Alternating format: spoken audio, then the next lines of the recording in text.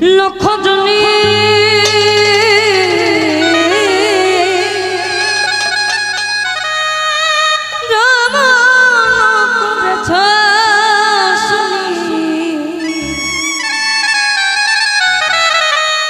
মানব কুলে মন রে তুমি তোমার মানব কুলে মন রে তুমি এসে কি করলে বলো এসে কি করলে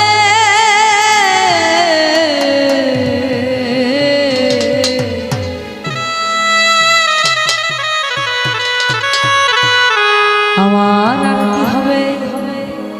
এমন মন জন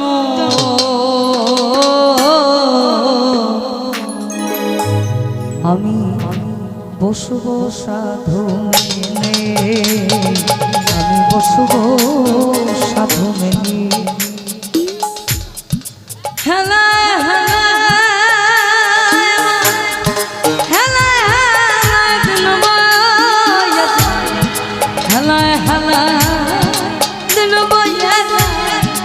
ধীরে নিল আমার ধীরে নিল কালে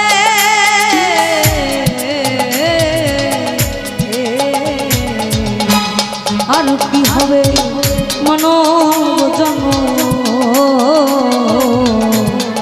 বসব সাধু মেনে আমি বসব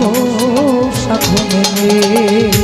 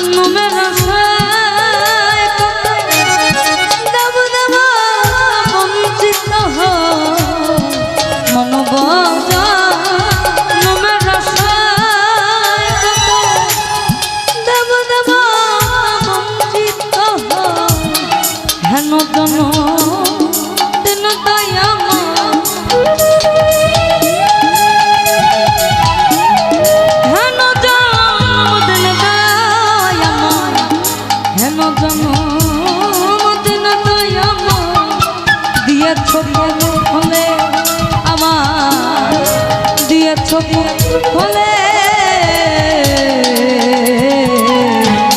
আর কি হবে মানব জন বসব সাধু মেনে আমি বসব সাধু মেনে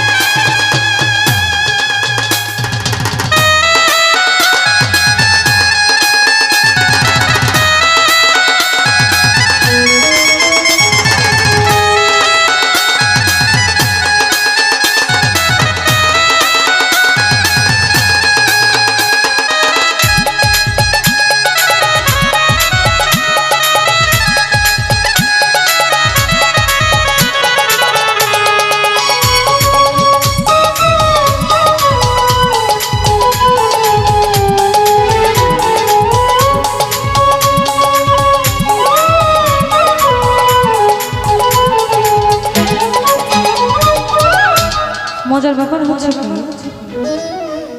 আমি জন্ম দেখে মরণ দেখি তার দেখে অদৃশ্য কোন প্রেমের মলি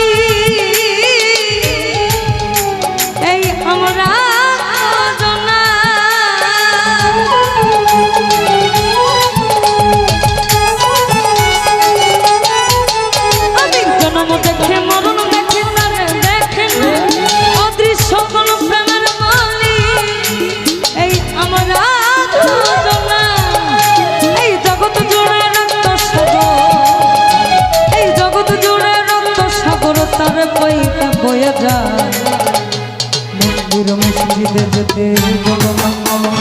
দুর্গা গোদায় যেতে বলো না আমার আমি মন্দিরে পূজা দেব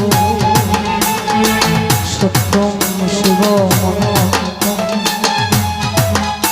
আমি দিল গাওয়াতে নামাজ পড়ব আল্লাহ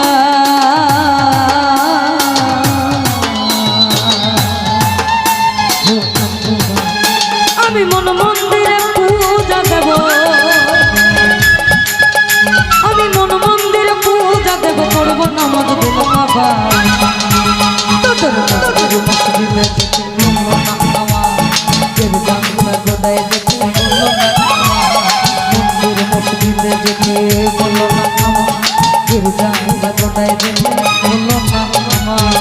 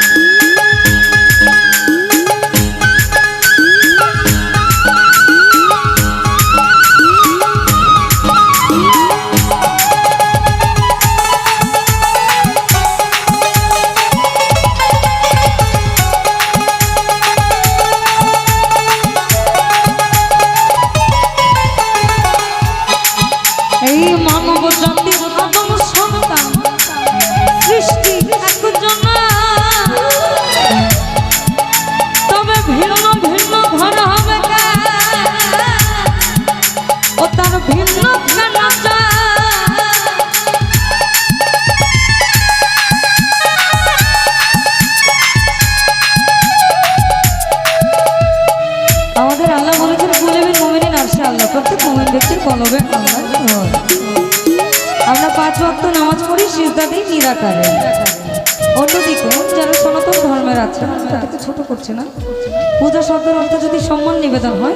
তারা একটা অবয়ব বা আকার নির্মাণ করে সেটাতে পূজা দেয় আর কি যে এটা আমাদের বা ওটা আমাদের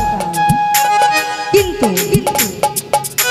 আমার লালন সাহেবজি বলেছেন আলিফ লাম মিমে আল্লাহ নিজেই বলেছেন যার কলবে মোহর আটা সে বুঝবে কিছু অর্থাৎ আপনাকে জ্ঞানের সকল দরজা দেওয়া হয়েছে একটা দরজা বন্ধ করে দেওয়া হয়েছে কারণ ওই যে আছে পঞ্চকুঠুরি আবার 9 দরজা 2 কান 2 নাক ঠোঁট পায়ুপথ জনিপথ এবং নাভি যেটা আছে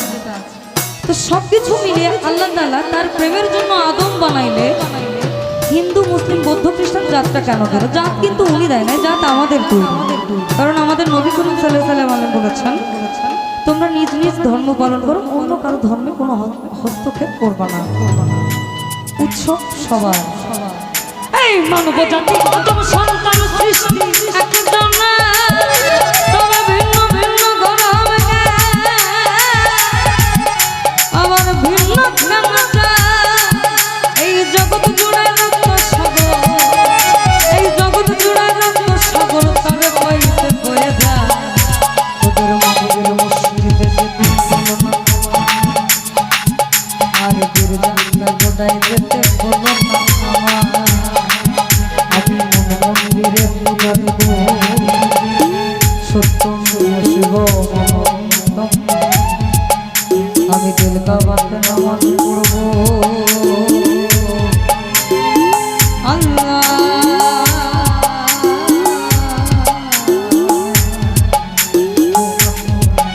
আমি মন্দিরে পূজা দেব আমি মন্দিরে পূজা দেব পড়ব নামাজ দিল কাবা